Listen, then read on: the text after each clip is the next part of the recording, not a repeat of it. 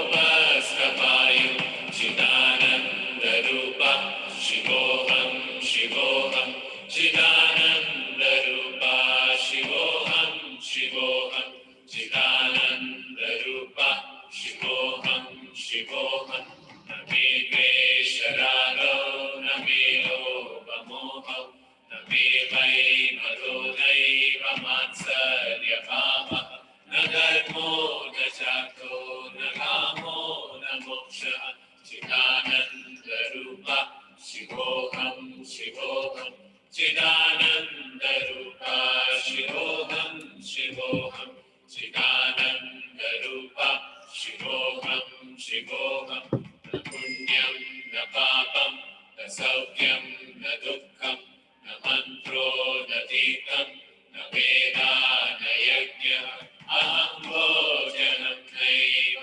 भोज्यं न भोक्ता चिदानन्दरूपा शिवोऽहं शिवोऽहं चिदानन्दरूपा शिवोऽहं शिवोऽहं चिदानन्दरूपा शिवोऽहं शिवोऽहं न मे मृत्युशङ्का न मे जातिभेदः पितानैव मेनैव माता न जन्मः न बन्धो न मित्रं गुरुर्नैव शिष्यः चिदानन्दरूपा शिवोऽहं शिवोऽहं चिदानन्दरूपा शिवोऽहं शिवोऽहं चिदानन्दरूपा शिवोऽहं शिवोऽहम् अहं निर्विकल्पो निराकाररूपो विभुत्वा च सर्वत्र सर्वेन्द्रियाणां न च सङ्गतं नैव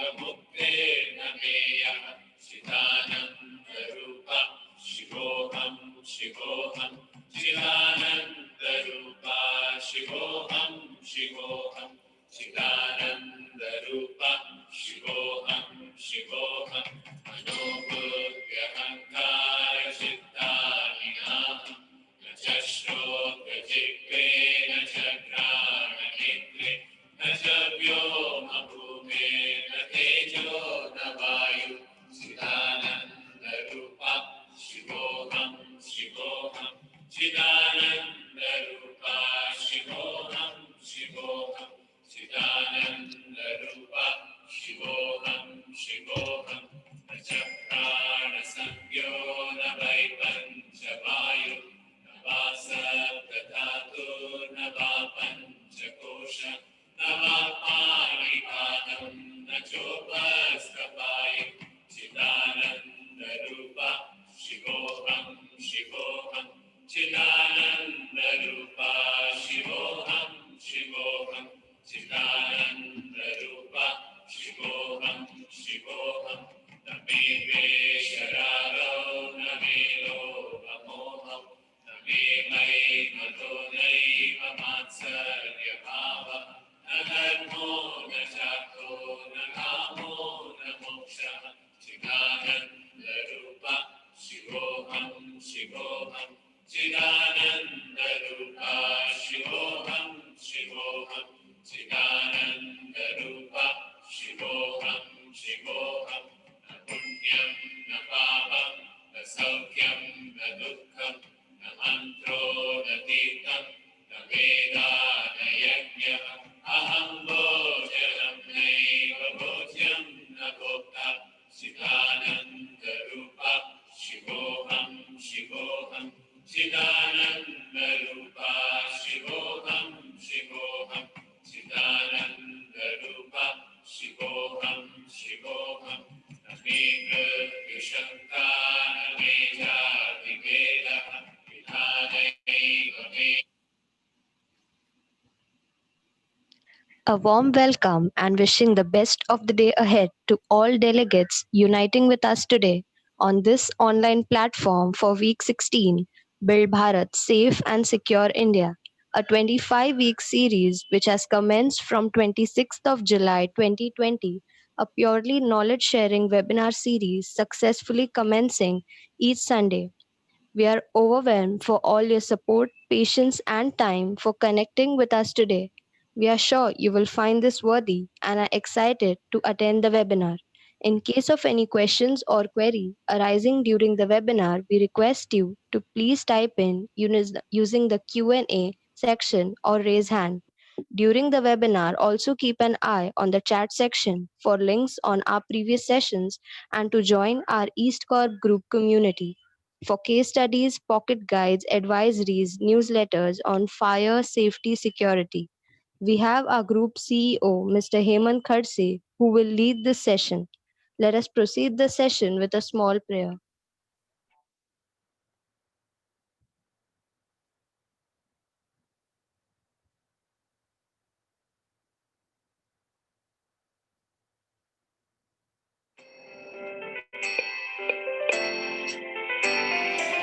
असतो मा सद्गमय तमसो मा ज्योतिर्गमय मृत्योर्मामृतं गमय ॐ शान्ति शान्ति शान्तिः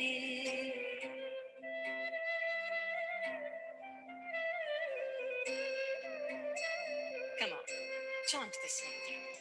असतो मा सद्गमय तमसो मा ज्योतिर्गमय मृत्योर्मामृतं गमय ॐ शान्ति शान्ति शान्तिः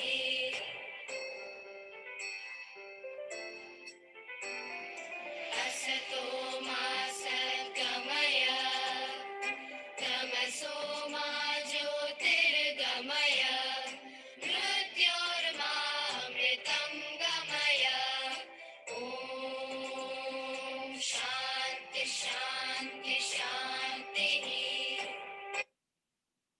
Good morning and welcome back, all of you, on a week 16 session Build Bharat, Build Safe and Secure India. So, we are now in the month of festival season. We already had last time Dashera, but we still had a session on Dashera. We really thank you for all your response. Um, wish you all in advance again a very happy, safe Diwali.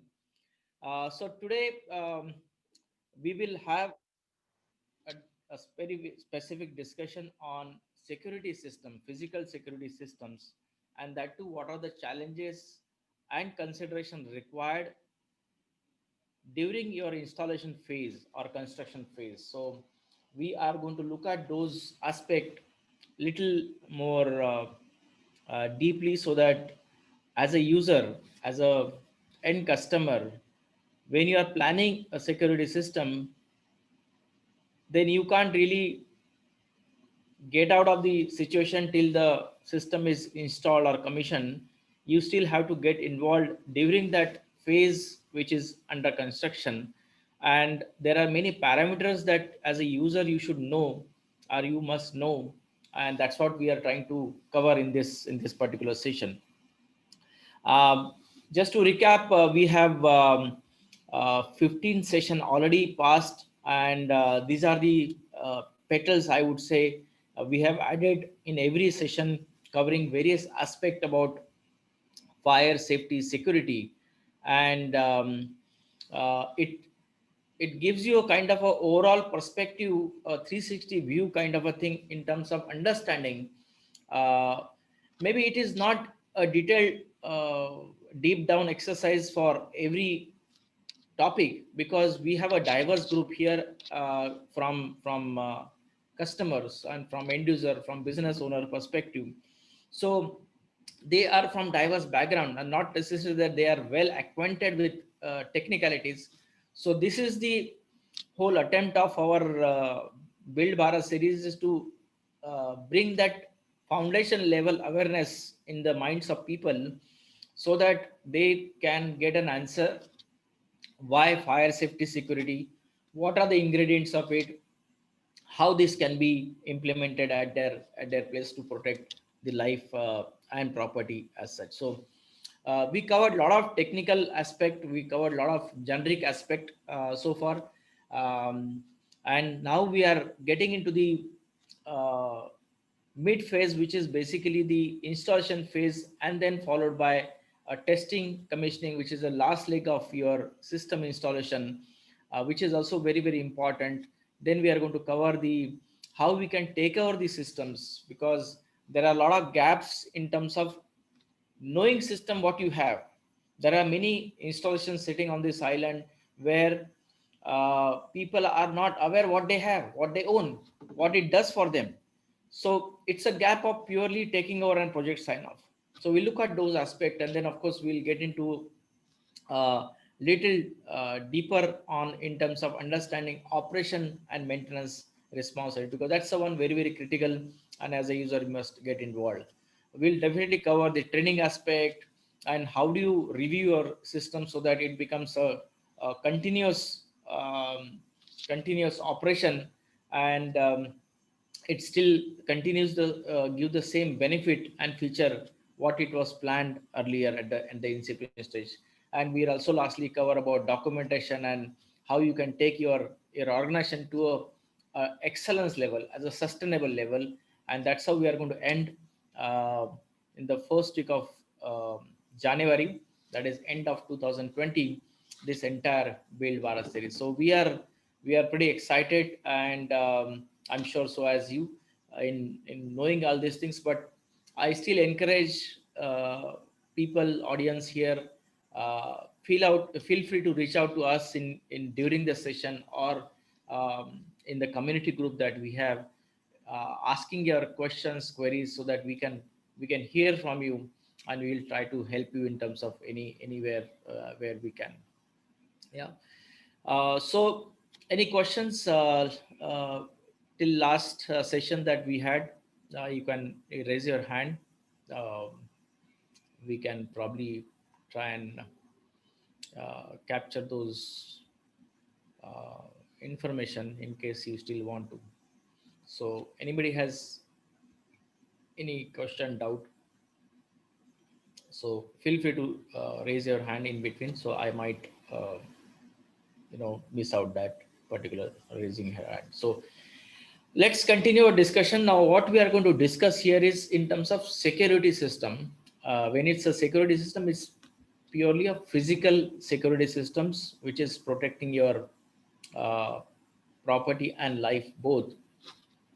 What are the challenges and what are the installation consideration that you need to have? So that's a whole intent, and why it is important that as a user, uh, you should know all the integrity of it, because technically we have seen the cycle where you engage a architect, you engage a specialty consultant, and probably a fire and security consultant also as a specialist consultant on board.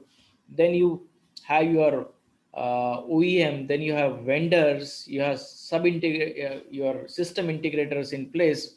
In the whole chain, there are chances, and it is practically that you might miss out what exactly the intent was, what is the security objective of the organization, because too many stakeholders are actually popping up and adding their values, and in that process, uh, at times the user himself would probably deviate from the objective that they had planned, or that is what is critically need to be considered. So specifically, installation is a stage where, whether it's a CCTV system or access control system or perimeter system, whatever system that you intend to have, or it has been planned by your stakeholders, which you assign on that particular project, you still have to revisit at every stage whether it is really fulfilling the objectives or not. Because unless until that question that needs to be asked internally, you will not know the gaps. And it had happened at many places based on my experience, where the gap is here, and the moment there is a less involvement by user in this particular phase, it is very late for them to correct at the operation or maintenance stage.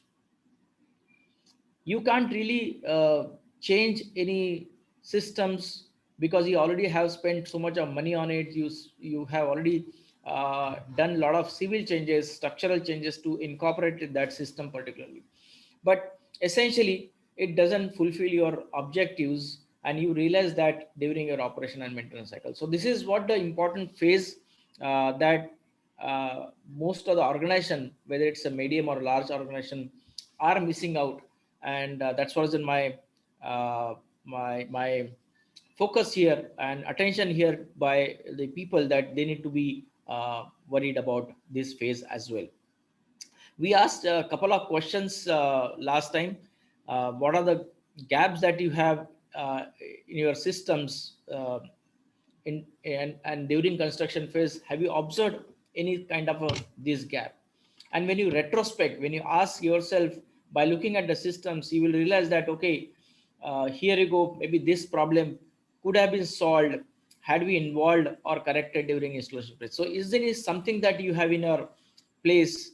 Have you identified that? How can you ensure that there is no gaps during installation? So once you know that particular gap, next time any expansion happens or any alteration or modification happens in your facility, how do you correct it? How will you correct it? And what is the action that is required? And what are the resources that is required? What are the internal resources or external resources? What is the competency level? So that is what the question that I through, so that you can retrospect. And third is, how can I plug those existing gaps in case knowingly that this is my gap, although I have some equipment or some system, but maybe there is a lack of procedures, maybe there is a lack of technology, because ultimately what we have seen as a security system is nothing but basically people, process and technology, right? So it is not necessary that you may have only people in place but no technology, or maybe you have technology people but there are no procedures. So that could be the gap. So you need to really see in a holistic way and see, uh, by doing internal audit at your facility, and then you will see a lot of gaps in understanding the entire picture of it. So anybody would like to share? I am happy to hear from any customer that uh, he has seen those gaps and he would like to correct it in somewhere. So that's what I asked last time. So keep yourself ready with the data in case you want to share. Forum is open. Now, let me just ask one question here. As usual, I generally throw one question just to, brush up your mind and prepare your mind for the session. So, one question that I wanted to ask about it, which is an effective physical protection system combines the following into integrated system, whether it's a electronic, mechanical or a mixed technology, whether it's people, technology, procedures, or whether it is hardware, software and policy, or whether it is awareness, preparedness and response. So what do you think of PPS, physical protection system, what it constitutes?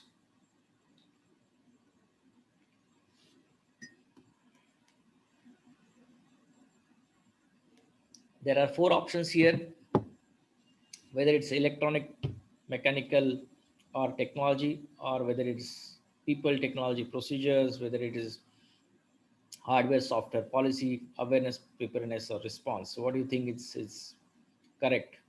I come to you. Just quickly, you can click on any of the option out of four. Very simple question, but then sometime you need to really think in answering that question. Physical protection system. What is it includes?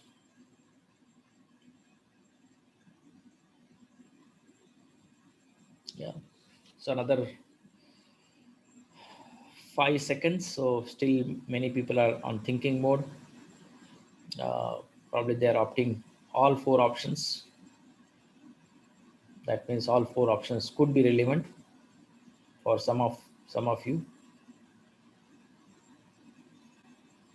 Few more people are still on thinking mode. Please quickly, if you can hit the button, then I will end the poll. Yeah.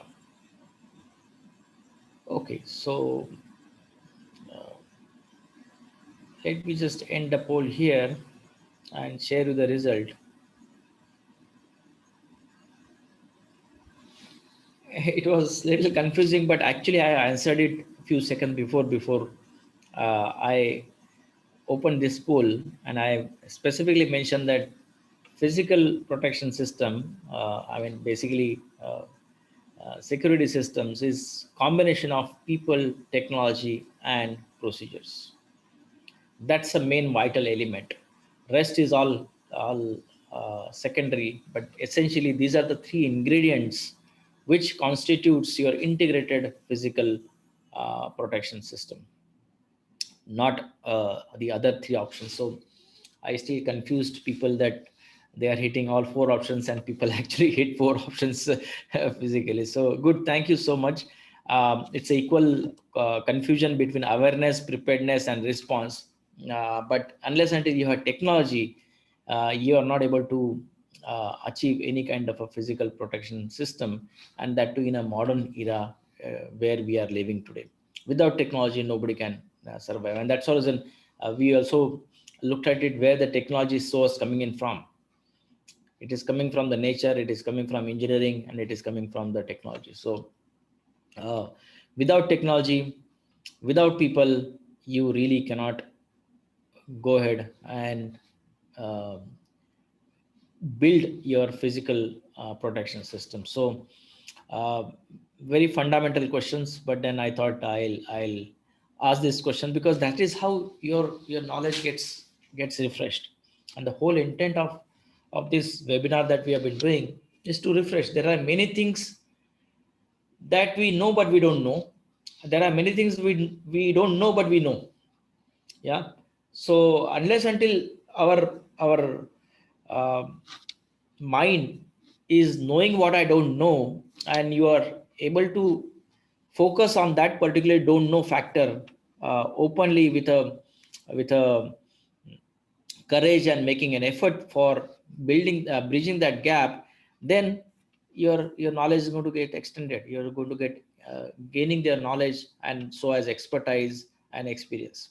So that's what our whole attempt of focusing more on fundamental, more on core values. Because technology, of course, there are many ways and means. You have Google Guru, you can always gain your technological excellence in any of the manner at any point in time. But where we are missing in today's world is on knowing fundamental values, foundations. And that's how the today the gap in terms of fire safety security, that people are not fundamentally strong. People are only knowing what is on the surface of it, and without getting into the fundamental, without getting into the deep meaning of it.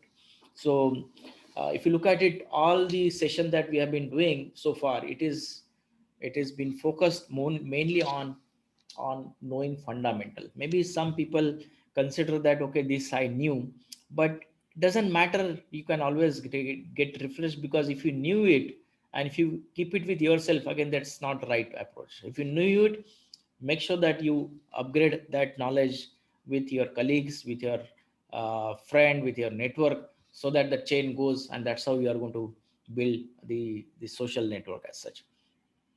The important phase that we looked at in terms of overall fire and security both combined, it is not related to only security or fire. It will be a contract. And when it's an installation phase or a construction phase, it starts with shop drawings.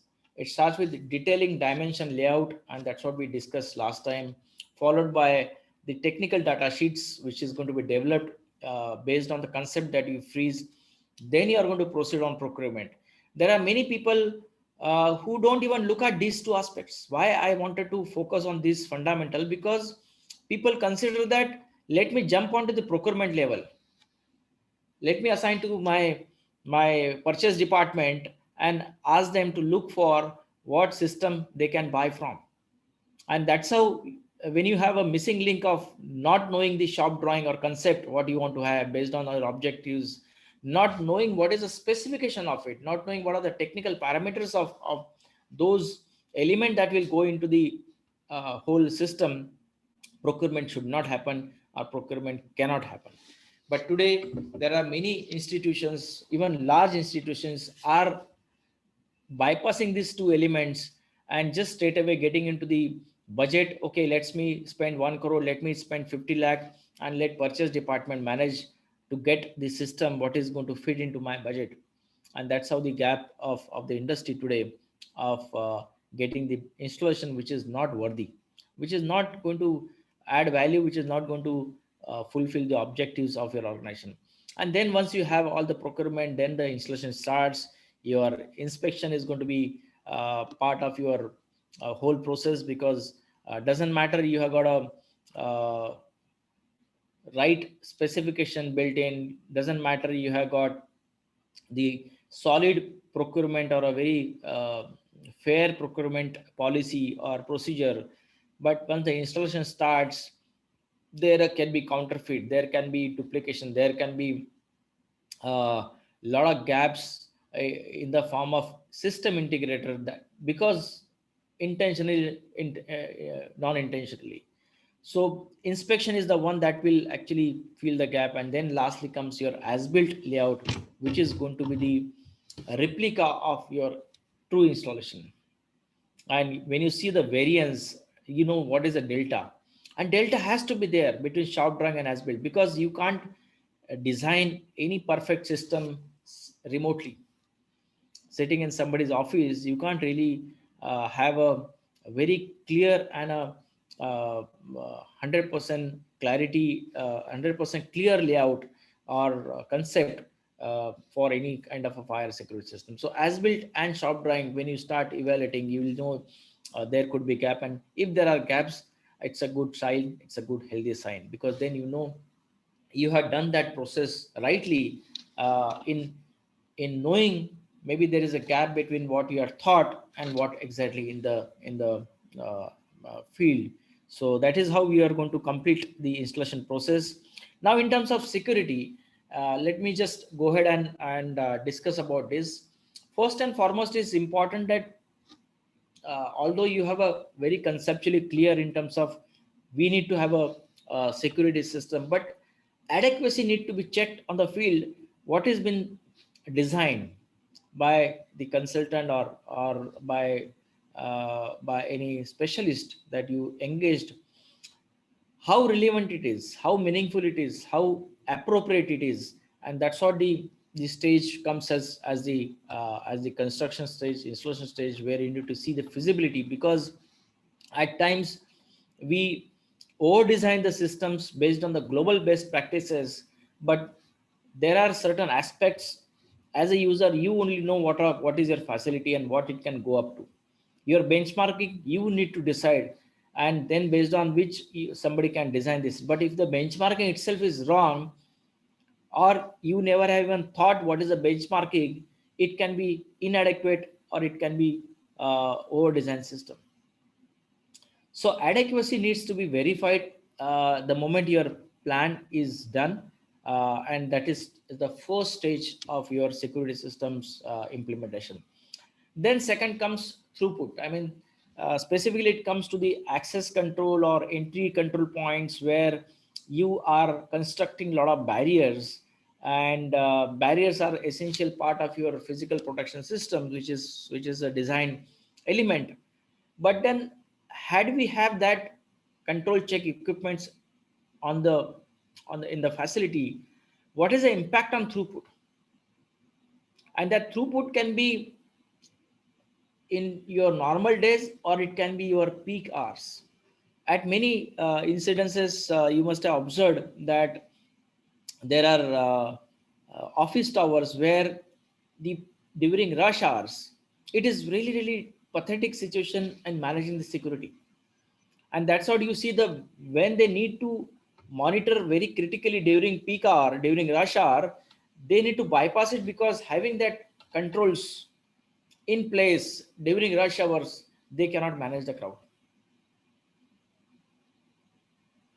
It could be the barrier at the gate, at the main entrance, where you expect a lot of vehicle to come in. It could be retail, it could be office, it could be hotel, it could be um, any public occupancy that you may see. But when you have that barrier, how many times we think about knowing what is my throughput, whether my security element that I am going to implement, will it take care of my rush hour? It could be a banquet where we expect a lot of get together in a large crowd, and anyway banquet is designed for those 1,000 people, and you expect 500 vehicles to come in during that rush hour, maybe between 7 to say 8 p.m. typically. Then during that hours, are you going to keep that security check bypassed, or are you still on the plan? And that is what the throughput is means. You need to really see that it is practicable, it is doable, and you need to give a thought. Maybe then you need to upgrade the level of technology where your throughput gets higher. You do not have that kind of a barrier or hurdle in implementing those plans that you have thought about it. Then the appearance, it's a very common challenge in terms of CCTV system or even card access system, where uh, a procurement person decides a specific make based on the price that they consider is right. But when they actually start seeing those elements coming onto the ground, it doesn't go along with the architect, it doesn't go along with the aesthetics of it. Then the architect walks in and he will say, where is my interior plan? It is not matching at all. The camera that you have given, a very bulky cameras, dome cameras, where I don't expect that to be visible. The card reader that you are given is not going to match with my door and the wall painting that I have. So there could be many aesthetical issue which will come from architect, just because you are not taken care of those those parameters before procurement. There are many instances, based on my experience I can tell you, that a system integrator promises one, but maybe there are some delivery challenges or maybe there are some logistic challenges, and they offer the alternative make and model which will not go along with the architect and aesthetic interior of it. So in that case, if there is no check done, inspection done, then there are chances that you will get a surprises and you cannot change it, because by that time that system is already up and running and everything is done. There is no rewiring can be done. There is no reinstallation can be done. So appearance is very important element. Although you need to see that it is not compromised element technically, but I have seen at many installations, specifically hotels, where appearance matters, and your cameras are very going to be a critical element in getting that aesthetic right. So it is very important that you need to take this factor into consideration. And then of course fourth comes into cost, whether it are you investing cost which is more than benefit, more than the uh, more than the value that you get. And once you get that cost benefit calculation right, then probably you can take a call whether you are investing on a right technology, on a right apparatus, right systems, based on your cost benefit cycle. And then there are many products available, there are many good systems available where there is no support on ground, where there is no training available on the ground. And in that case you get stuck. You may have a very fantastic x-ray machine, but you don't know how to operate it. You don't have people who are trained on it. So then this is a element which is going to be a decision maker, or a element that needs to be taken into consideration. What kind of a support the OEM can give me in terms of training and during and post installation. Because if your installation is not right, or even if there is installation is done but your training post installation support is not there, and you have a lot of dependency in the initial days, then the product is going to be failed. Then the feature that you have understood, or you wanted to get that feature specifically uh, benefited to the organization objectives, you'll not be able to meet just because you don't have right support on the ground. And then lastly, of course, safety. Very commonly this is the driving factor for security installations. But then you need to really see that you're not compromised on safety.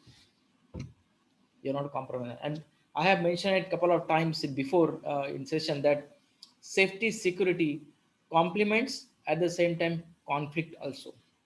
And specifically in terms of evacuation management, which we are going to discuss in few minutes later, that when you have a security systems, you can't be really high on security, but at the same time there are challenges in terms of safety. People do not know how to evacuate the building, or maybe there are challenges in terms of in terms of evacuation, where your security systems is going to be the hurdle. So it is important that you need to really see that your system that you have is balanced. It is balancing your fail safe condition, at the same time it is balancing your fail secure condition. I'll explain you these terms, what is this fail safe and fail secure, at the moment we cover on this thing. So this is what the major uh, fundamental consideration for security system that user need to have before they get into the construction phase. Because unless until you take this factor into consideration, you will have some surprises. You will end up in paying more, or you will have a lot of revisions in operation and maintenance stage. So I hope I given little perspective here, but in case you have any questions on this parameter, please um, ask in the Q&A session, or you can raise the hand, so that I can address in case you are not clear about any attribute that we are discussing here. Yeah, so this is very very fundamental. Yeah, so let me just move on while I wait for the questions. Now there are certain element that I want to talk about here, uh, and the first aspect here I want to talk about here is landscaping. Now when you specifically are involved for a new greenfield project, uh, a project which is completely new, that's what we call as a greenfield project, uh, where you expect a lot of stakeholders, external specialists like landscaping consultants, architects, structural consultants, fire security consultants, all these things are coming in. Now landscaping, how it is going to impact on security, I don't know whether this factor is known to you or have been addressed anytime before, but specifically on a greenfield project, my experience is very very diverse, and this is a factor where you need to really pay attention more on the drawing board, at the same time physically on the ground as well, during the installations or before your construction starts. Now when you look at this as the element, landscaping is basically your involved the practices where your beauty is taken care, your exterior uh, element is actually taken into consideration. So basically it involves uh, lot of natural, at the same time structural changes, so that your entire building from outside look good. It adds value, it gives you kind of a appealing wow factor. I mean that's the right word rather. So it is nothing but a wow factor that we are going to add to the building. And there are many innovations that are happening, and I'm not a specialist, but there are a lot of specialists involved here in making that space as a very very uh, relevant or a meaningful space that they can create based on the natural resources, based on some structural changes. Now when they are working individually or independently, and then there is no interface between security consultant, or as a user, if there is no interface between landscaping and your security, it could be challenges. Like typically when it comes to external, you need to really have barrier check at the entrance and the entrance of the building, where we expect the gate or a boom barrier or a bollard, many things that needs to be taken into consideration. Now how do you incorporate that particular thing into your landscaping? Is there a level difference? Because there are buildings, there are occupancy where you have a difference in the level itself, and when you expect that level difference, on top of it, if you are placing the gates, boom barrier, bollard for vehicle security check or a pedestrian check, you need to see that it is feasible, it is practical. There are many areas where you need to place the cameras to monitor the external periphery of the building, and you might have nicely designed on a piece of paper on a drawing, and given it to the integrator to install it, but the moment integrator is on board and when he starts looking at those installation, he says that there is a tree coming in, there's a lot of big sculpture which is coming in, there are maybe barriers. So how do you ensure that this is coordinated? And this is what your coordination comes in play or with the landscaping people, because uh, you need to see that everything is matching with their plan. At the same time, it is not becoming a hurdle for you. So there could be a pedestrian barrier that you need to place.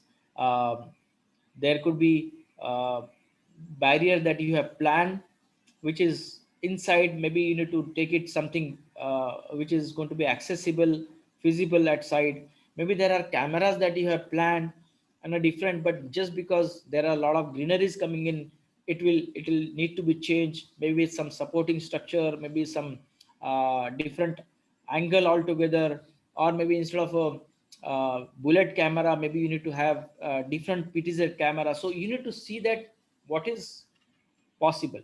All my point I want to highlight here is that as a user, you need to take this factor into consideration while security planning. And for placement of your all security elements, uh, like I mentioned, your vehicle, your pedestrians, your cameras, your periphery cameras, that are also important. If suppose, I mean, there is one project that I come across where there were no walls on the periphery. They said they decided that it will be only green plantation. Now when you have a green plantation, how do you still check the periphery of the facility? Because that being an hotel, you need to still manage your encroachment, and security system is going to be essential for that. So how do you place your cameras looking into this plantation? What kind of plantation it is? So landscaping is actually going to help you. And there are many ways and means, but for security point of view, you can always suggest, if there is a window, suppose there is a residential building and there is a window, the plantation that normally that they do is basically with a thorn type, so that people cannot come and uh, come and climb it. So there is a spacing that has been placed. There are many plants which are highly, they are growing in a very very small time. So the maintenance factor also you need to take into consideration. How do I maintain those green plantation during my normal operation maintenance period? There are many trees which are placed in many office complexes also, and mixed use complexes, where it becomes a it becomes a barrier for people to hide themselves. So you need to see that, and that's what we mentioned about the crime prevention through environmental, detection. So that is what, this matter comes into play in your landscaping. Is there any loophole that you are creating which is going to be a shortcut, or which is going to be a safe element for criminals? And I mentioned about the trees which can be part of hidden, or maybe there is no smoking area, but then you already made area which can be hidden and people can smoke, and use that space which is not supposed to be intended for that. Then you need to really see that uh, you need to work on landscaping plan. So you need to work on both. There are some certain changes that you need to do on the landscaping just because your security element is going to conflict, or based on this landscaping plan, there may be changes that you need to have it on your security elements so that it gets complemented. But this is very very important factor that you need to take into consideration. And there are many ways and means of getting this landscaping done, which is not going to be the loophole for people to um, do some criminal activities, or kind of a thief cases, and stuff like that. You can really manage that well with the CPTD factor that we discussed. The second parameter that also need to be consideration to exits. And what I mentioned about the safety parameter at the last is going to come here, because at many places, just because you are a security man, you are not a fire and life safety man, at many places there is a gap also, where you keep on adding the uh, electromagnetic locks to secure your doors. And then what will happen in the case of evacuation, you are not able to operate those. So it becomes an hurdle, it becomes an obstacle for a safe exit or emergency evacuation. So you need to see that how that integration can happen. And I did mention in a couple of session that integration is the key, and this is what integration is. When your security system is integrated with fire alarm, then you don't have that challenge. I'll tell you my personal example. I'm right now in my office tower, which is a 9-story complete office tower building. It's about 200 plus offices, and no shops inside, just pure office environment here. And there is a basement also, and the basement is a car park area. And when I share this example, you can probably relate what I mean, what I'm where I'm coming from. So those basements needs to have a separate exit, which is going outside the building as far as FLS requirement is concerned. So they have met that requirement, giving that two exits remotely located, discharging people directly outside the building. But the moment when it is designed to exit, people are taking the advantage to ingress. That means they are trying to come in through that door, and they are trying to get an access. So what has happened? The building facility management decided that uh, they will have an electromagnetic lock, so that nobody can come from outside. At the same time, nobody can go from inside also, unless until there is a fire. So what they have done is only one integration, that electromagnetic lock is integrated with fire alarm system. Now it had happened once that there was a power off, and I had a difficulty in using elevator because there is only one lift out of 5 lifts which are operating, and there are a lot of people using that elevator. So there was no way that you can use elevator. So it was not a fire, it was just a power off scenario. Now in that scenario, I took a staircase to go out of the building. In that case, I found that the ground floor exit was also locked, because they have done all doors only integrated with fire alarm system, and only in case of fire it will get de-energized. Now that was a power off situation. Now in that power off situation, that electromagnetic lock, neither it has any break glass, which is green in color, where somebody can operate it and people can discharge. It had absolutely no provision to go out. Now look at that scenario. Power off scenario can also happen in case of real fire emergency, where your fire alarm is failed. Fire alarm can fail. There is no necessity that uh, in case of real fire, your fire alarm is going to really activate, and then you expect that the doors will be de-energized.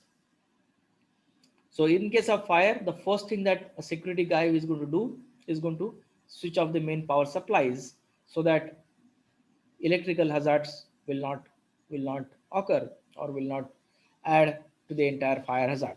And that is a general SOPs that you see, or that is the only SOP that most of the security guys we know, that in case of fire they have to do only switching of the main power supplies. Now what will happen in that scenario? Entire crowd which is using elevators, there are about 700 plus people usually, which are in one of the wing, using that door, getting crowded at the ground floor exit access, and there is no way that they can go out. And this is what the challenge means, because they have taken security as a priority, not safety.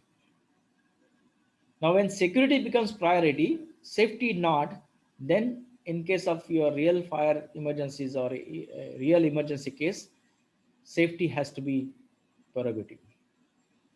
So you need to really see that your emergency exits are managed well, integrated well with your fire and life safety, so that there are no challenges as such. And this is a very common challenge that I see in most of the places. Now, I use the term called fail safe and fail secure. Now, this is what it means. when your door, the emergency door, or maybe there are many doors which are used for horizontal exit, you need to decide whether that door is going to be my fail safe or fail secure. Now when it means to fail safe, that means it will be integrated with your fire alarm system, and in case of power failure or in case of fire alarm, it will de-energize by default. So you have easy access going out of the facility.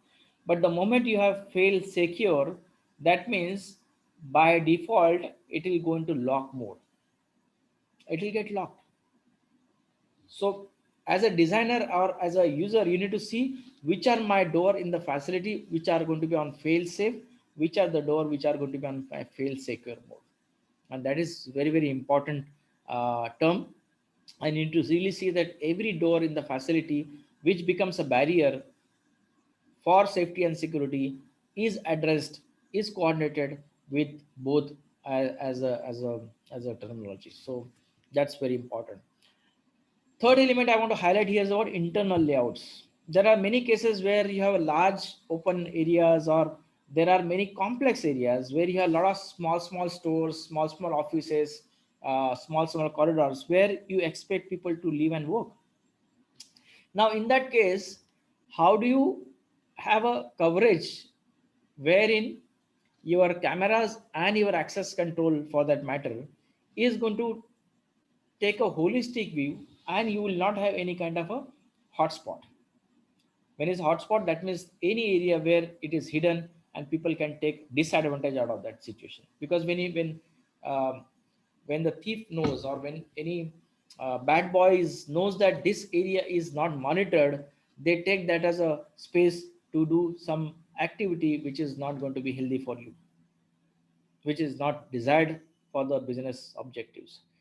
So you need to see that interior layouts is well coordinated, and it is a constant move, because maybe you have got an existing system already installed at your place maybe 10 years back, and in last 10 years there are a lot of expansion, modification, alteration happens, and it does happen in every organization. But then if suppose you are not parallelly coordinated and upgraded, or uh, uh, retrofitted your security systems, then you will have gaps just because internal layouts. So you need to see that architect or interior planner who's involved in this interior changes during construction or post construction, make sure that you revisit your security system as such, so that there are no flaws, there are no gaps. And you need to really use those three terms I mentioned about people, technology, and procedures. Maybe there are many areas where, because of internal layout, you need to use a better technology. Maybe there are areas where you need to use procedures, that this door is not meant for exit, this will be always closed for operations. So maybe there is a procedure that you are set, and you don't need to operate that. In that case, you don't need to include your emergency exit kit for those area which is not going to fire exit. So procedures also matters. At many installations I have seen where we, as a consultant looking at the fire exit, we decided to have all the doors which are going to be security monitored, and then we had to provision of integrated with fire alarm system. But just because that facility has got a procedure to have a reverse entry, and just because the reverse entry is very, very frequent, because of the operation of that facility is such a that people are expected to move here and there, operationally they decided to keep that door open all the time. Now when they decided to keep that door open, there is no use of using that electromagnetic lock and monitor that door security point of view. So it's a waste of money. So that is what you need to see, that you are coordinated internally in terms of procedure also of the organization, and then you communicate that your procedure to the consultant, so that you don't have any challenges.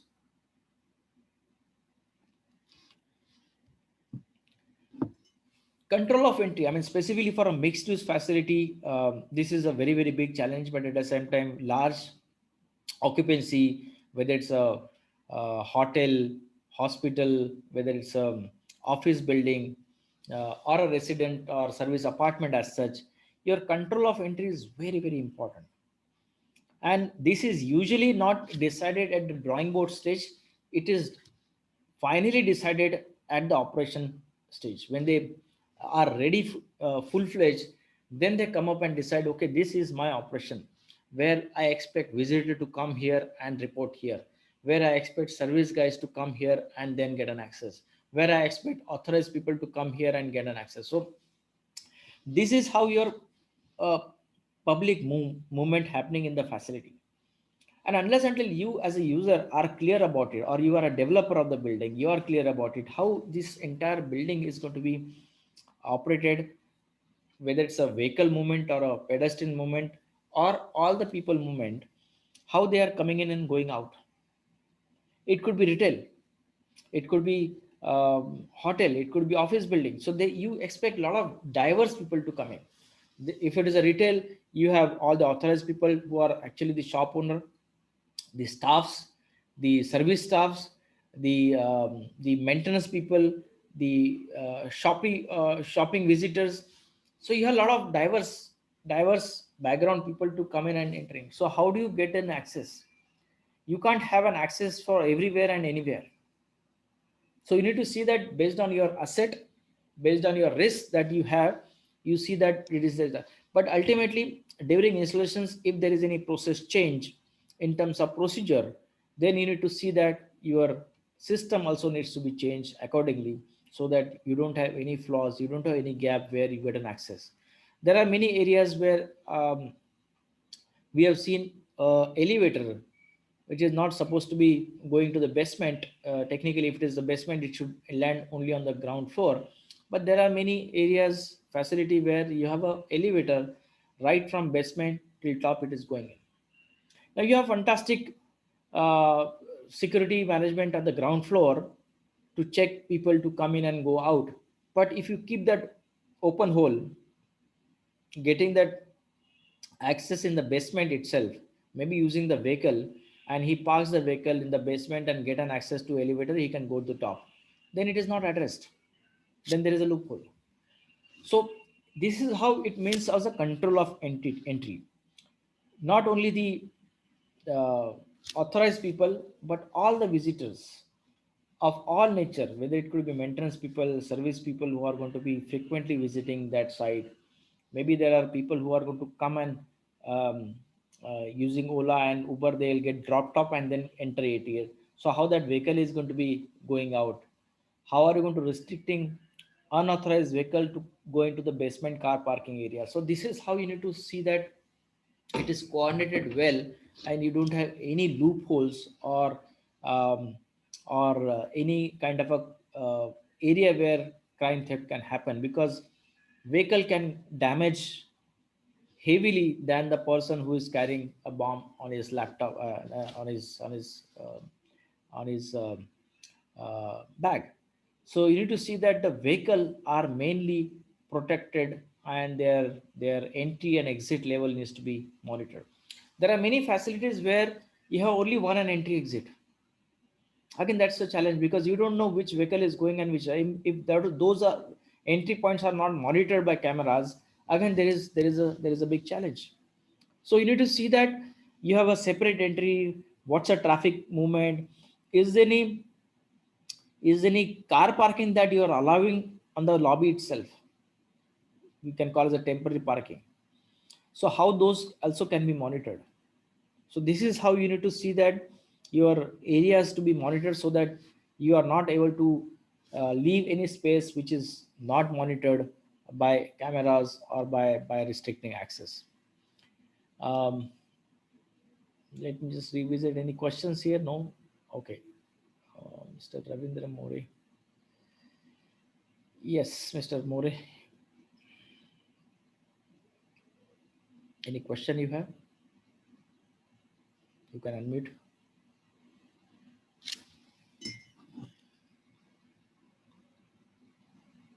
Okay. maybe by mistake, so that's fine. Okay, so I'm just lowering the hand so that I don't get confused. Okay. Um, let's move to the other parameter. I think we are running short of time.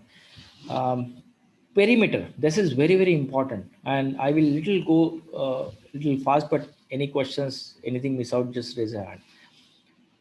You have a lot of perimeter barriers. I mean, this is what the theory says. You are expected to have perimeter protection in the form of fences.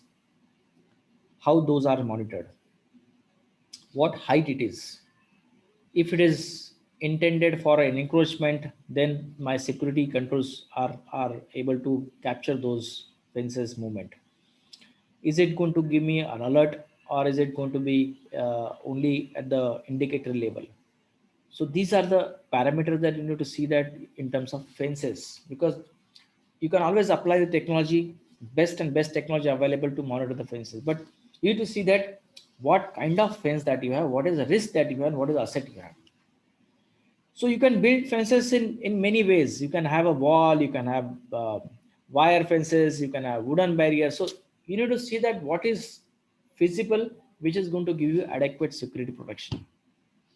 There are many fences where you can eliminate the controls because the wall itself is more than 9 feet. Then in that case, you're not expected any kind of a climb movement that is going to happen. But if there are trees next to the wall, probably people can take that as a tree as a route to come into the facility easily. So that also need to be taken into consideration. Is there any ways where people can climb over?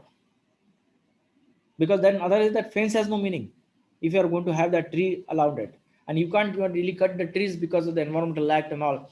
So you need to see that how your security controls are going to be monitored so that the fence protection is well protected. Then there are gates. If the gates are going to be always open, then the gate also has no meaning. So if gate is intended, what is the procedure? If the gate is there, what is the strength it has, whether it can really protect, whether it can restrict people to climb over and come inside. Otherwise it's just a symbolic gate, because if we expect people to be 24 hours man there, then you can have any kind of gate, because you expect people are monitoring that 24 by 7 hours. But when you have an unmanned situation, night hours, then what is that gate procedure?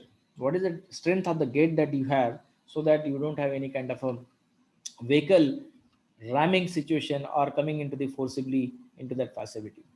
And then of course vehicle barrier. When you expect that vehicle to be of a very high nature, then your barriers are going to be restricting that. Now there are a lot of ways and means of putting vehicle barriers. That is a part of design.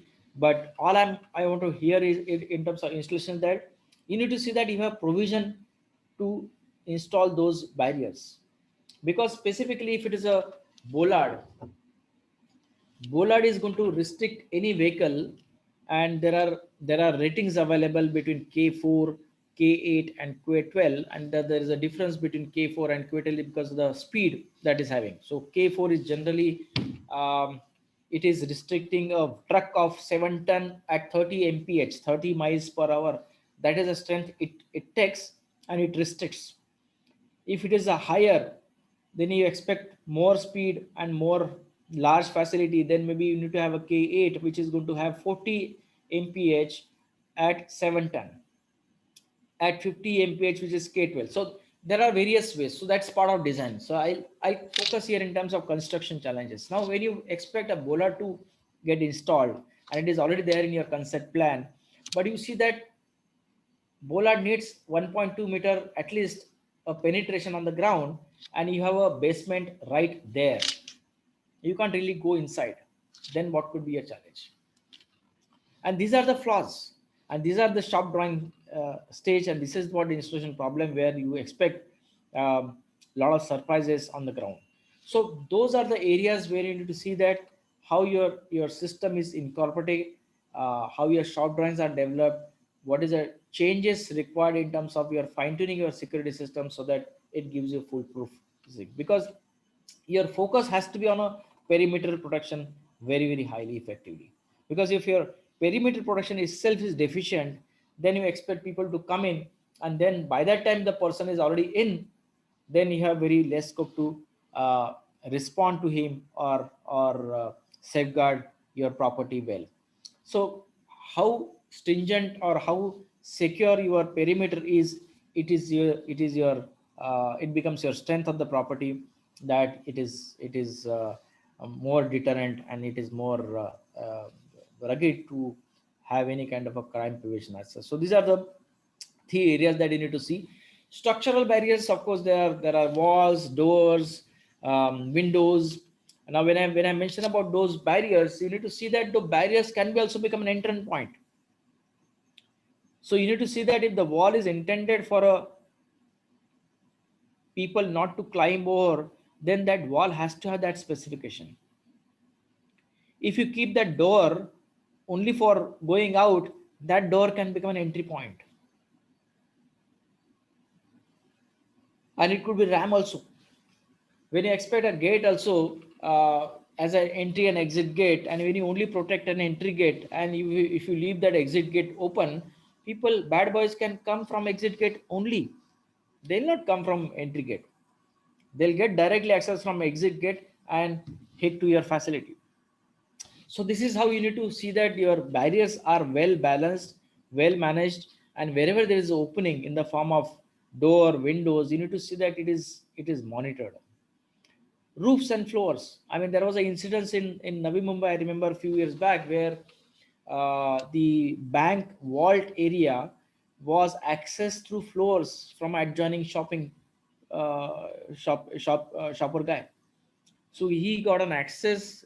It took a lot of weeks to get an access to the floor.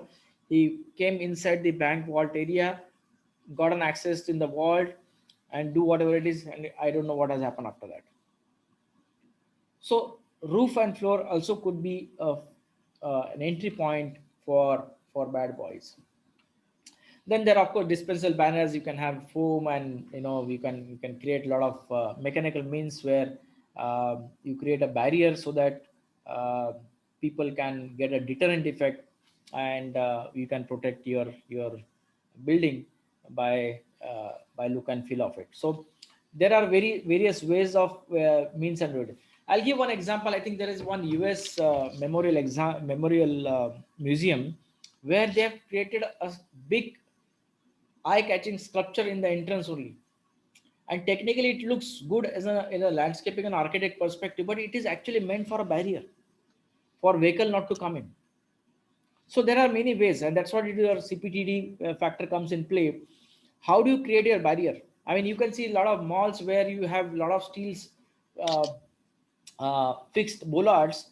Those bollards are meant for what? Pedestrian can walk, but not vehicle. As long as it is spaced out less than 1.2 meter, you don't have that vehicle to come in. So these are the barriers that you need to see that it is available or made into the facility, so that you can protect all your bad boys and any theft that you perceive based on your risk assessment. Command and control center, very very important factor. I wish I could have spent more time on this, but then just to give a quick background, this needs to be properly managed ergonomically, at the same time technically.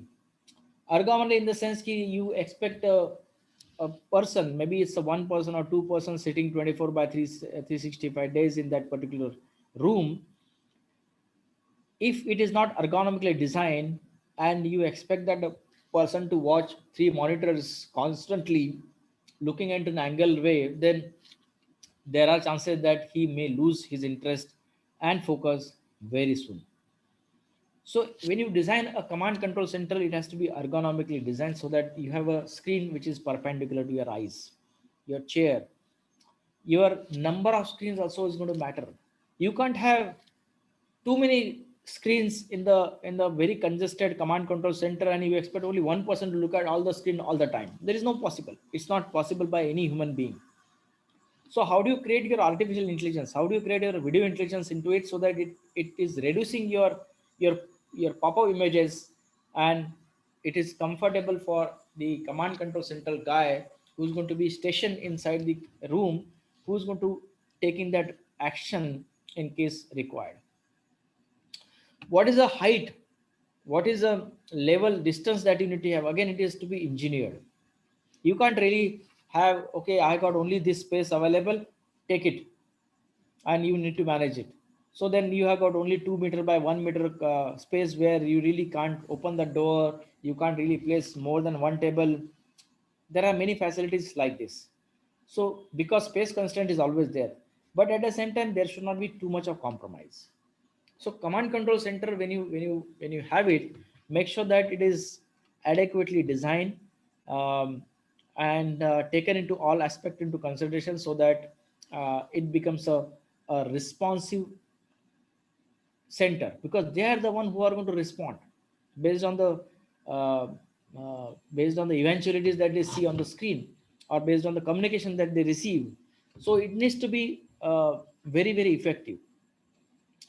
Security staffing very important, and specifically in our country, we have abundant resources, but we have less quality resources. So you need to see that your staffing are well trained, procedurally and technically both.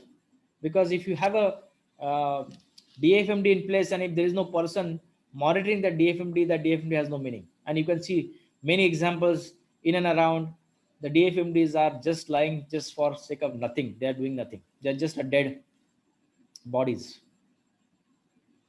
But if you have expected a person who is going to check the metal using the metal detectors, that person needs to be also trained what to check and how not to check. What is his capability in terms of knowing the human nature also, because that also makes a lot of difference.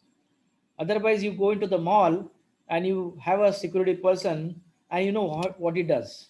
He will just do like this, take next. He will just do like this, because that is was his mechanical act. It's not a security act. You see a lot of people on the entrance check, using the mirror cameras. What they do, they just give a deterrent effect, that's all. But apart from that deterrent effect, you should have also the expertise or some awareness where any kind of eventualities which will happen there, they are prepared for it. So security staffing, and that too quality, is very important. I mean, quality and quantity both. There are many X-ray baggages where you have a very limited or no people. It is just lying idle, or it is just a mechanical act like a metro that you see. So as a user, when you're investing 15 lakh, 20 lakh on an X-ray machine, make sure that it is also a responsibility and it is a liability for you also. It comes with a liability. So you need to see that a manpower cost also is added to make sure that it is operated well. Because if you have this installation done nicely but not operated and maintained, then again it is not going to be fulfilling the clause. Cameras are very important. Of course, I can talk and talk on this particular subject, but all I want to see is the best gap that I have seen is that it is mostly the gap in terms of coordination. There are many cameras which are located there but doesn't give you coverage, doesn't give you the image, right image. And in case of investigation, in case of any event that happens, and you need to really go back and do the recording check. At that time you see that we are not able to capture entire corridor, we are not able to capture the face of the person who is coming out or going out. You are not able to make out the person movement clearly. So those are the gaps that you see, and that's what your installation matters. Doesn't matter your drawing shows one camera, two camera looking into this corridor, but what angle it is, what is the lens that we're going to use, what is the angle that we are going to use, what is the supporting structure we are going to use, whether it's indoor or outdoor. This is what your construction stage will decide, and based on which you need to have that effectiveness of cameras and this thing. But otherwise, there are many shops, jewelry shops, you see it's only sticker, you are under surveillance. I don't know really they invest on any cameras. It is just a deterrent effect. But for them, it is okay because they have less risk, but they need to still manage some risk. But when you are looking at a corporate, when you're looking at an industry, when you're looking at a very large occupancy, you can't really manage only with the deterring effect, because criminals uh, are also educated. They are also smarter than anybody else in the world, right? And that's what their profession is. So you need to see that deterrent effect, plus in real sense it is really working or not, whether the camera has got the record capacity, whether the camera has got built-in age analytics, whether the camera has got a effect which is going to take care of illumination, because illumination also makes a lot of difference. If the lux level is not adequate, then camera intensity is not going to be there. So you need to see that the selection of the camera based on the occupancy that you have. And that's what I mentioned. There are a lot of car parking area where you have basement car parking and the illumination has become challenge. There is no adequate light.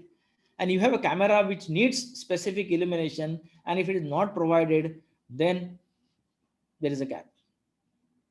Doesn't matter you have a fantastic camera from very reliable source and it is installed correctly, but just because there is no supporting light element to make it functional, operational, effective, you still have that investment not worthy.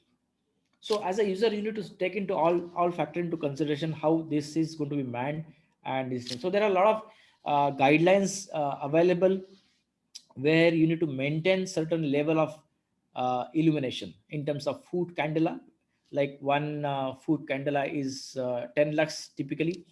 So there are rule book available. There is a thumb rule available. Like if it is a perimeter fence, you need to really ensure that zero point 0.5 foot candela is available. Likewise, you have open area, parking lot, building facade, gatehouse, office area, loading bay, your bank lobby, or your bank ATM. So there are light factor also has become, because it could be a frequent change, it could be intermediate change, it could be fixed, or it could be manual. So there could be a lot of variants in getting that uh, light installed in your facility. So based on which you need to see that your cameras are going to take care of that. Now in fact the technology is moving where zero lux cameras also are available, but it comes with the cost attached. So your selection and installation makes a lot of difference, specifically with the cameras based on the ambient condition, based on the site condition. And most of the organization do not take this into consideration just because they have a fantastic drawing with them. They believe that this drawing will work physically at site, and in practicality when the system get commissioned, you see that the cameras will not be able to do the justice for that particular objective. Yeah. And then of course access control, very common. There are many areas I've seen where access controls are idle because procedurally they have decided not to adapt, have a door barrier there, and the investment is waste. But there are many areas where you need to have an access control, but they don't provide access control because they have not have that provision in the construction stage or planning stage.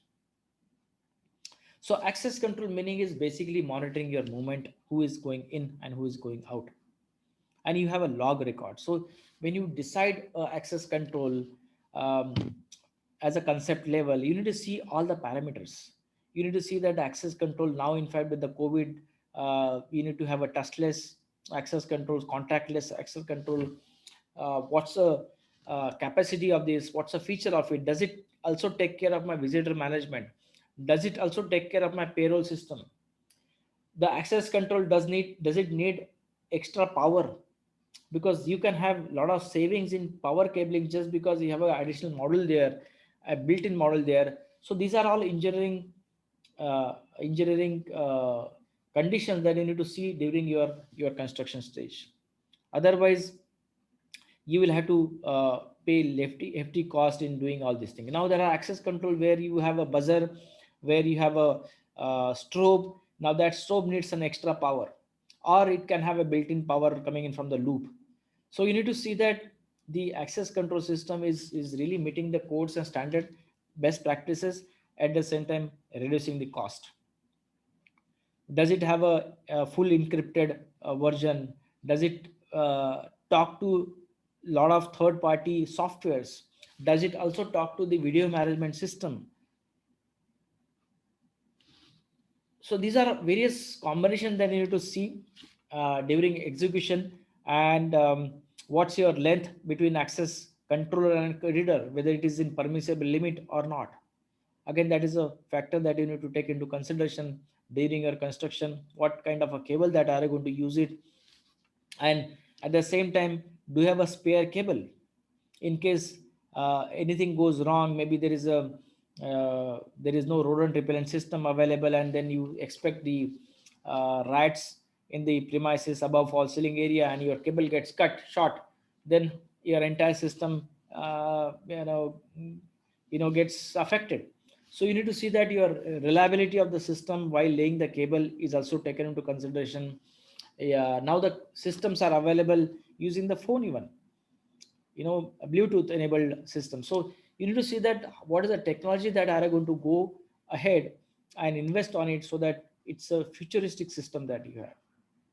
So of course that is part of design, but all I want to say is that when you design right systems, you may have a lot of options, but you need to see during your installation stage what is the right option for you, whether it's a card enabled, whether it's a Bluetooth enabled, whether it's a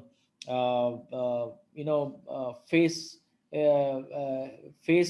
biometric. So many variants that you need to have into consideration, and you need to configure your system which is going to be procedurally acceptable. And that's what the meaning of it. Back searching, I have already discussed. You need to create a process, you need to create a method, and you need to have deploy the people who are going to be equipped to do kind of a back searching. Of course this is a deterrent factor in all probabilities, but just because the criminal also knows that you are not paying attention to it, I can skip it, he can take a risk and get in. And it happened at many cases. Yeah. So you need to see that you are balanced in your security strategy.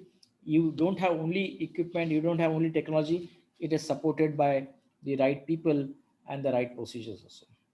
So these are some of the important. I've seen at many facilities where you can actually bypass the screening process, security checkpoint, because your lobby is such a big, and you have only taking care of your DFMD or X-ray in a specific area, and the rest of the area is not barricaded.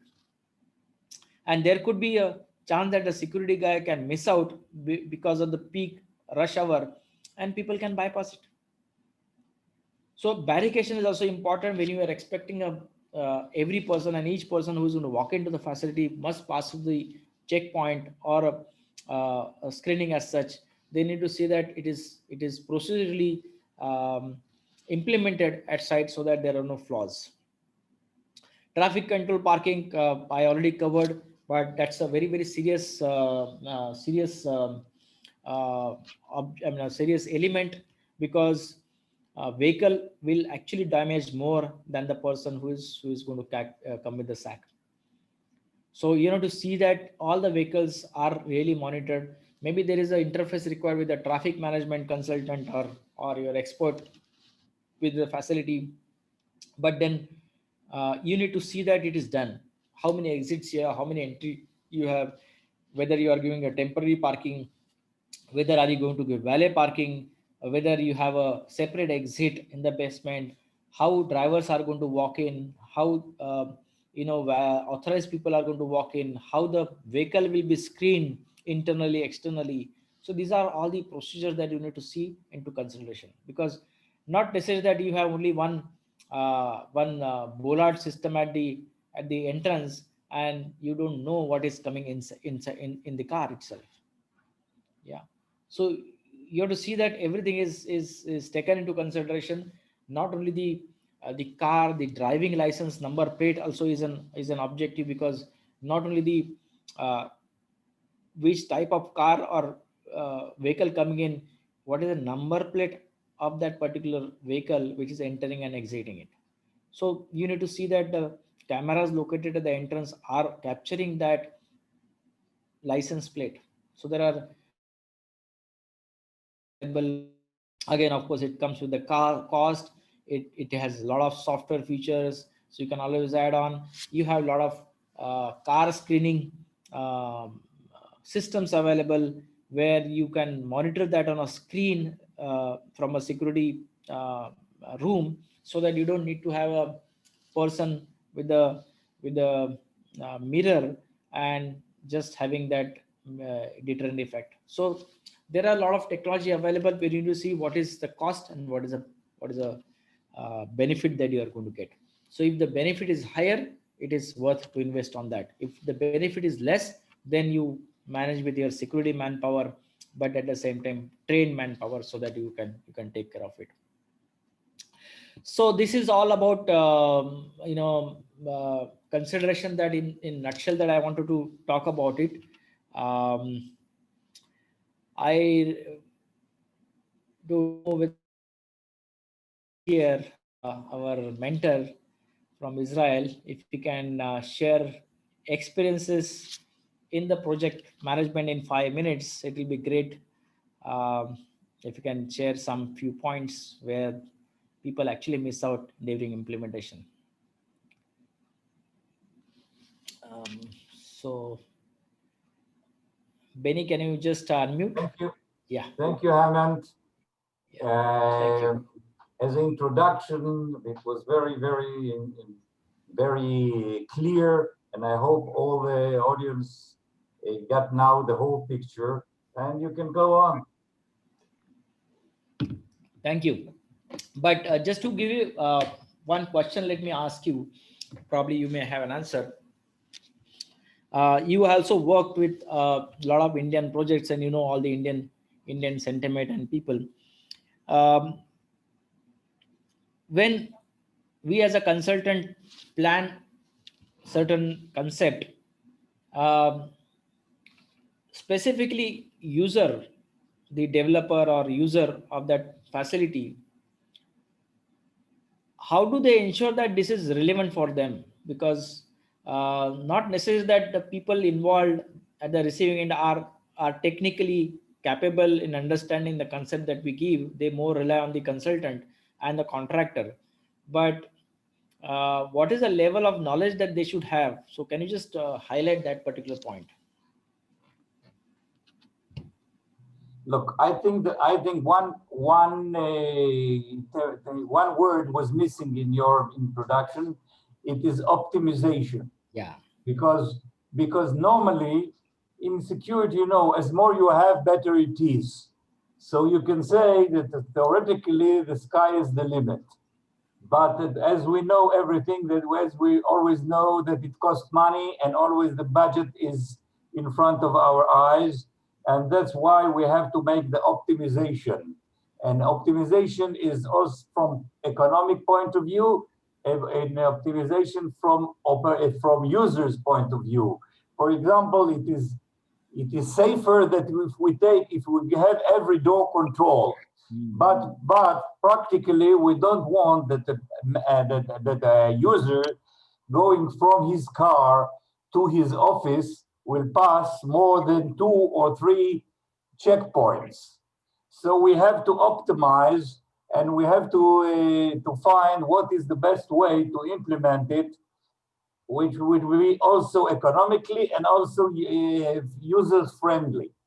So this is the comment that I want to add, and I want also that the users, when we are dealing with security officers, he know his requirements, but there is always above him the management that looks from the budget point of view. So this is part of the job of the designer, to find the optimization and to make it good enough for the controllers and good enough for the people who pay for that. So this is the comment. This is a comment that I wanted to add to your presentation, and people have to consider that it's not just designing phase; it's also optimization and let's say even there is even part of psychological between to play with all this with these forces that are pushing pushing into the project. This is my comment. This is my clarification or what I can add to your presentation.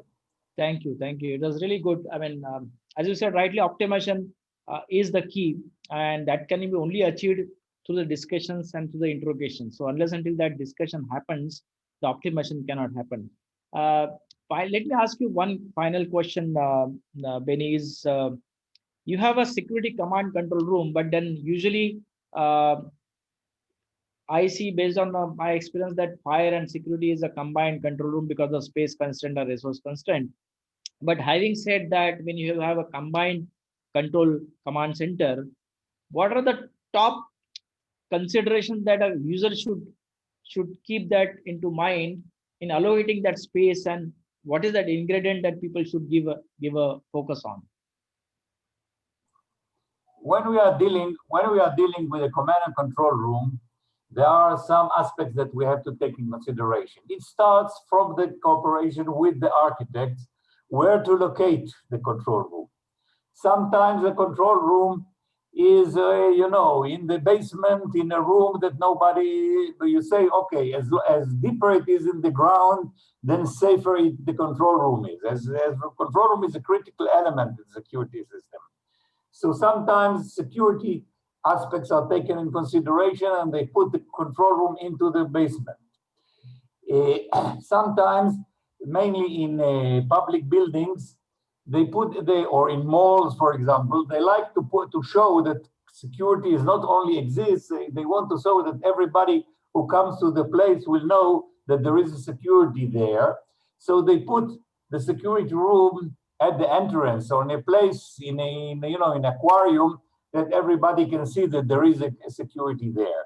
So first thing we have to deal, what is our approach, where to locate it? This is about location. Now about size. No, normally the architects live in the control room to find available place, small place to put the man there, and when we operate it, we find that there is no convenience. It's not comfortable there for a person. He has to go, for example, 10 minutes to go to the first toilet. So if he is the only man, then he will leave it 10 minutes with nobody there. So all this, so that it should be a proper, let's say, a size. The size of the room, as I can say, it should be at least 20 square meters, and it should be convenient with a kitchenery, with a small kitchenery for coffee corner, and if possible, attached bathroom or not far away. So all this has to be coordinated with the architect. So this is other aspects. Absolutely. This is about the location. This is about the location and about the size. Now about the level of integration. The idea of bringing all, normally, historically, the idea of control center is that we have one person looking at the security, one person looking at the security. 1 minute. Uzi, אני חוזר אליך. One man looking at the security, and then we save manpower. But it's not only from, let's say, one man can look at all the systems efficiently. So that's why came the integration, that we want him to look at, it's not a good, I saw in many control rooms, a man is sitting in front of let's say 36 or 72 monitors, and I can tell you from my experience, there is a rule is that as more you look, less you see. Correct. Looking at many cameras, you see nothing. Maybe you see something at the first 20 minutes. After 20 minutes, you see nothing. So the idea is not putting many cameras, many monitors in front of his eyes, but to show him only the things that he is interested, and he is interested, or we have interested that he will look at. So the idea is choosing the important information to be in front of the concentrated information in front of the operator, not all the information in front of the operator. So this where the integrated ISMS, what we call integrated security management systems, are used, and they are doing the filterization. They are detecting the events, and they bring the events in front of the operator, and then when he has this indication, he can go into details and see all what's going around. This is now, so now the key system in the control room is the software that makes the filterization and the presentation in front of his eyes. But this is a subject for a whole 1 or 2 hours lecture. So I think not to go into this at this time. So I give you back the stage. Thank you, Benjamin. It was really lovely. I mean, he is a passionate security person. I think 40 plus, 45 years plus into the security industry. So good to have you here. Thank you, Benny, for representing. So just to end or conclude today's session, I want to throw you as usual the question for you to awaken your mind during the weekend. So let us first ask yourself, when did you audit your facility and your security system last? Does your installed system fulfills your security objectives fully? And then if there are any gaps, what is your plan of action in rectifying those gaps or bridging those gaps? So ask this question yourself, or in case you have any customers, you may not be a customer, maybe end user. When I'm saying you, the customer is end users, maybe ask your customers these 3 questions and get the answers. I would be keen to hear from all of you next time when we meet. So take a pic of this slide, ask questions, and share that story so that we can hear and learn together. I really wish you again happy Diwali in advance. It's a festival season coming in now. There are requests coming in from a couple of guys to take a break of next Sunday because they don't want to miss out a live session. So I would like to take a break next Sunday only, but then we will again keep seeing you as usual. So 22nd November is the one that we will be the session. That will be week 18 session that we will come and meet you. So stay tuned. Involve all your teams, friends, colleagues, networking, so that more community can benefit out of this. You have all the links available in the group. Share your feedback, share your suggestions that you want to cover, any topic that you of your choice, if you are missing out anything, because unless until we hear from you, we are not able to improve it. So with this note, let us conclude this session with our national anthem.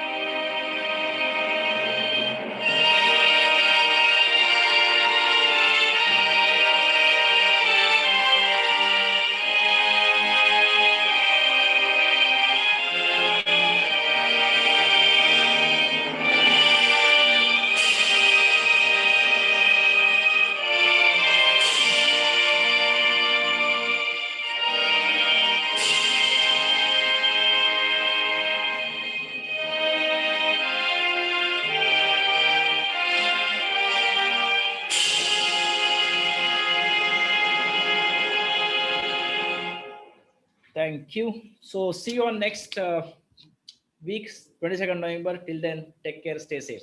Thank you.